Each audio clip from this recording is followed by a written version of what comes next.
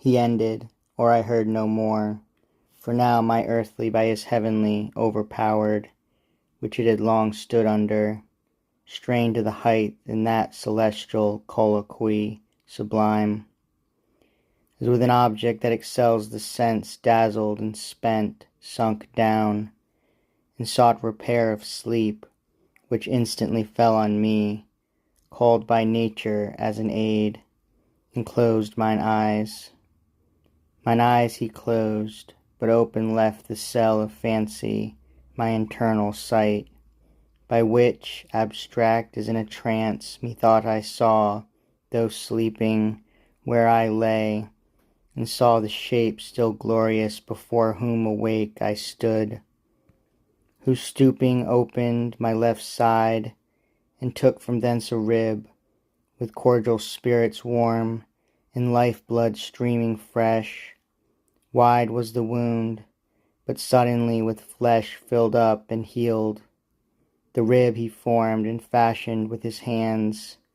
Under his forming hands a creature grew, man-like but different sex, so lovely fair that what seemed fair in all the world seemed now mean, or in her summed up, in her contained, and in her looks, which from that time infused sweetness into my heart, unfelt before, and into all things from her air inspired the spirit of love and amorous delight.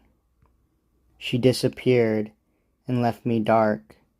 I wake to find her, or forever to deplore her loss, and other pleasures all abjure. When out of hope behold her not far off, such as I saw her in my dream, adorned with what all earth or heaven could bestow to make her amiable. On she came, led by her heavenly Maker, though unseen, and guided by his voice, nor uninformed of nuptial sanctity and marriage rites. Grace was in all her steps, heaven in her eye, in every gesture dignity and love. I, overjoyed, could not forbear aloud, "This turn hath made me amends. Thou hast fulfilled thy words, Creator bounteous and benign, Giver of all things fair. But fairest this of all thy gifts, nor enviest. I now see bone of my bone, flesh of my flesh, myself before me. Woman is her name, of man extracted. For this cause he shall forego father and mother, and to his wife adhere, and they shall be one flesh, one heart, one soul." She heard me thus, and though divinely brought, yet innocence and virgin modesty, her virtue, and the conscience of her worth, that would be wooed and not unsought be won, not obvious, not obtrusive, but retired, the more desirable. Or to say all, nature herself, though pure of sinful thought, wrought in her so, that seeing me she turned. I followed her. She what was honor knew, and with obsequious majesty approved my pleaded reason.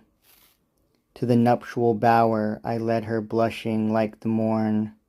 All heaven and happy constellations on that hour shed their selectest influence. The earth gave sign of gratulation, and each hill, joyous the birds, fresh gales and gentle airs whispered it to the woods, and from their wings flung odors from the spicy shrub, disporting, till the amorous bird of night sung spousal, and bid haste the evening star on his hilltop to light the bridal lamp.